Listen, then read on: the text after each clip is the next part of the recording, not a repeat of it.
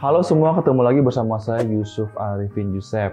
Nah, bagi kalian yang baru pertama kali main ke channel ini bicara tentang investasi dan juga seputar tentang pasar saham. Nah, hari ini kita akan berbicara tentang properti.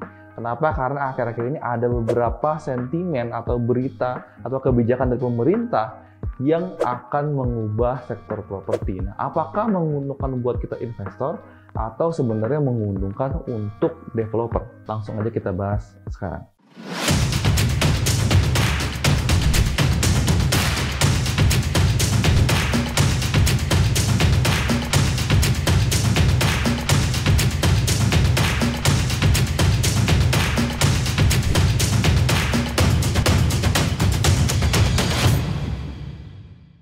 Nah, berikut adalah beberapa kebijakan pemerintah. Yang pertama adalah suku bunga turun. Nah, suku bunga turun sebenarnya tidak hanya pengaruh ke sektor properti, tapi ke banyak sektor. Cuma salah satu yang terpengaruh adalah sektor properti. Kenapa? Karena suku bunga turun, kita ambil contoh deposito, itu di Januari 2020, bunga deposito itu 5,6%. Sedangkan di Januari 2021 itu turun menjadi 4,22%. Artinya apabila Anda menaruh uang Anda di bank deposito 100 juta, maka dalam tempo 1 tahun yaitu bunganya cuma 5,6% ya.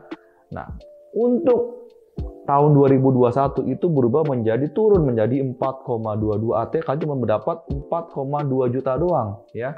Nah, kenapa? Karena supaya pemerintah ingin kalian jangan menaruh uang kalian di bank. Jangan naruh uang kalian di deposito, tapi uang itu dikeluarkan untuk biaya ya, untuk beli ini, untuk investasi ini, beli mobil, beli rumah, makan dan lain-lain.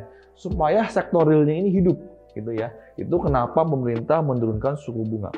Nah, berikutnya yang kedua adalah DP 0% untuk properti. Ini sebenarnya sangat pengaruh. Kenapa? Karena biasanya dulu kita mau beli rumah, beli apartemen, cenderung biasanya itu kita harus DP dulu 30%. Nah, kita ngomong terutama rumah, kalau rumah second terutama biasa kita harus DP 30% ya.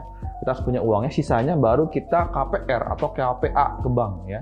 Nah, tapi ini sekarang banyak sekali ya, gara-gara DP 0% ini developer terutama rumah baru bukan rumah second, mereka mengeluarkan DP 0%.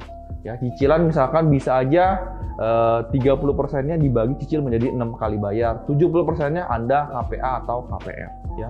Ini bisa beruntung untuk investor yang ingin beli rumah baru atau apartemen baru, dan juga menguntungkan untuk developer. Kenapa? Karena makin banyak orang investor yang mau invest uangnya, oleh karena itu sektor properti jadi bisa naik.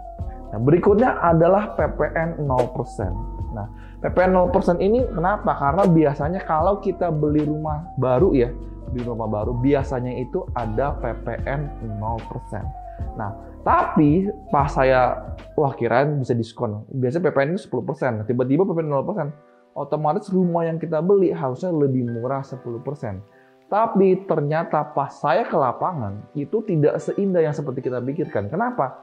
Karena PPN 0% itu ada syaratnya. Nah, sebentar lagi kita akan bahas syaratnya ada apa aja.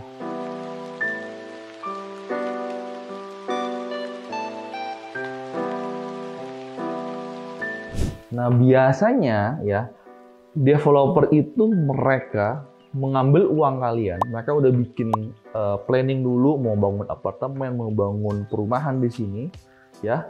Mereka itu belum bangun ya, baru berencana. Lalu mereka mulai launching unit ini, lalu mengambil uang kalian, DP kalian dan lain-lain. Untuk salah satu dananya mereka buat develop perumahan itu atau apartemen tersebut. Nah, jadi biasanya rumah atau apartemen yang kita mau beli itu belum jadi. Nah, PPN 0% ini kebijakannya itu mulai dari Maret 2001 sampai Agustus 2021. Artinya jangka waktu tidak terlalu panjang sebenarnya, agak pendek, dan ada dananya. Itu perumahan atau apartemen itu harus sudah jadi.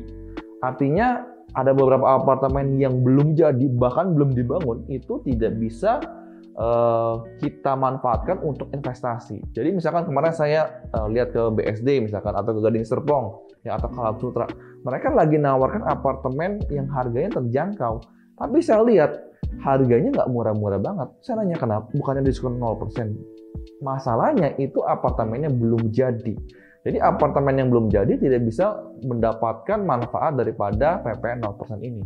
Dan PPN 0% ini dibagi menjadi dua, yaitu ya apabila apartemen atau rumahnya itu 0 sampai 2 miliar, itu benar ya 0%. Tapi apabila 2 sampai 5 miliar itu cuma diskon PPN-nya 50% ya. Jadi Anda tetap harus bayar PPN sebesar 5% ya.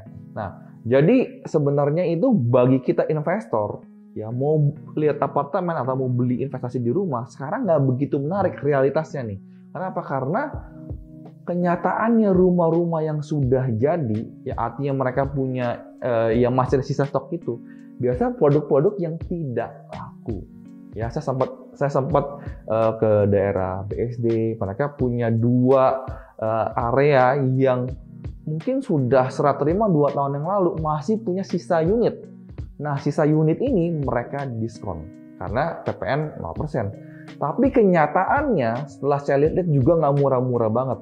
Ya nggak murah-murah banget karena mereka mungkin nggak enak sama pemilik penghuni yang beli 2 tahun yang lalu. Mereka sekarang ngapalnya dengan free furnish. Jadinya harganya mungkin karena harga 2 tahun sama harga sekarang nggak mungkin sama. Misalkan dulu 2 tahun yang lalu mereka jualnya 400 juta. Sekarang di harga 2021 mungkin mereka harganya 500 juta. Oke, nggak apa-apa, saya diskon PPN 0% misalkan. Nah, jadi mungkin sekarang harganya 400 juta lebih ya.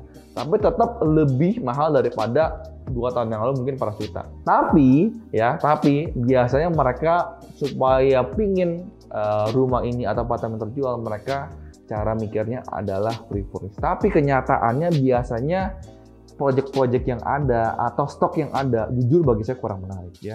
Mungkin apartemen dengan konsep yang agak aneh ya bagi saya atau unik lah, kita ngomong unik ya, yang mungkin peminatnya nggak gitu banyak. Nah, mereka kesempatan untuk jual stok-stok mereka yang kurang laku. Jadi sebenarnya mungkin menurut saya pemerintah harus mengkaji ulang. Kenapa? Karena rule-nya itu yang diuntungkan adalah developer ya, bukan ke investor. Karena developer saatnya bisa membuang barang ya, produk-produk mereka yang lama yang tidak laku, yang ready stock.